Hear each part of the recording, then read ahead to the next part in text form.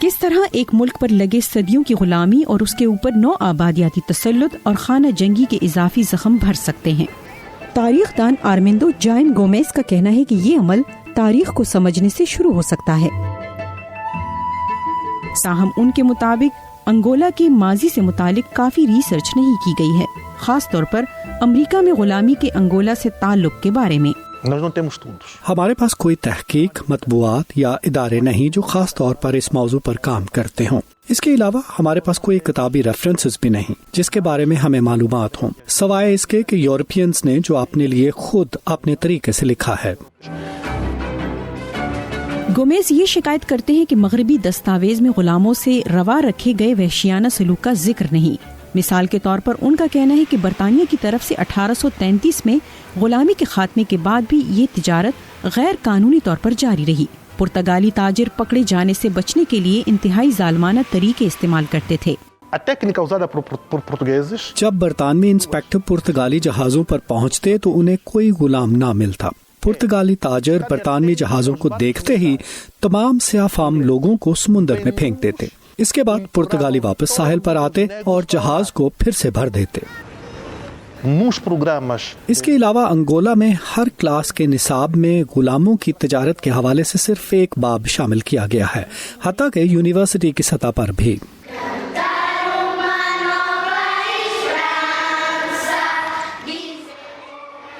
Luanda کے کالیجیو کاجو middle school میں غلامی سے متعلق پڑھائی کے دوران اساتذہ بہت محتاط ہیں کہ کسی کے جذبات مجروح نہ ہوں۔ ہم یہ یقینی بنانے کی کوشش کرتے ہیں کہ ہمارے طالب علم غلامی سے متعلق اچھی معلومات رکھتے ہوں اور یہ سمجھیں کہ حقیقت میں یہ ایک مسئلہ ہے۔ بدقسمتی سے سیاہ فام غلامی کا مسئلہ نسل پرستی سے جڑا ہے، لہٰذا ہمیں یہ مضمون سکھاتے ہوئے بہت محتاط رہنا ہوگا۔ پہلے جب میں نے غلامی کے بارے میں سنا کہ ہم پرتگالیوں کی کالونی تھے تو ایک طرح سے مجھے نفرت محسوس ہوتی ہے۔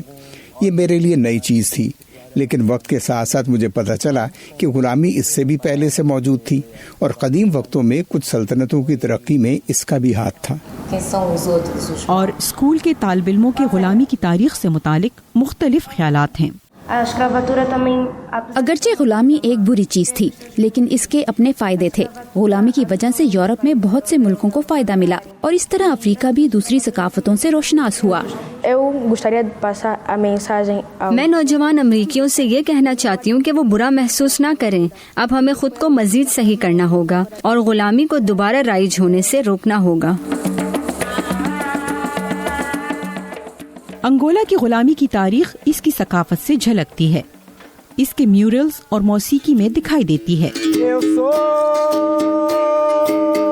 کیپویرا مارشل آرٹس کی ایک قسم ہے جو غلاموں کی ایجاد ہے۔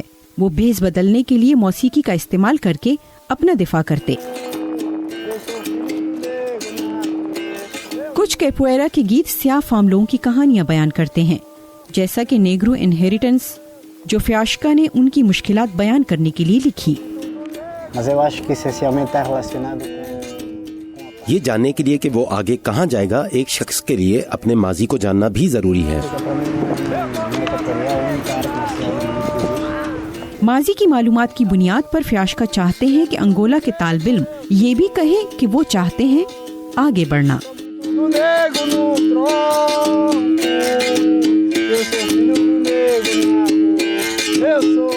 میری دلاسلیت کی رپورٹ کے ساتھ نیلوفر مغل، وائس آف امریکہ۔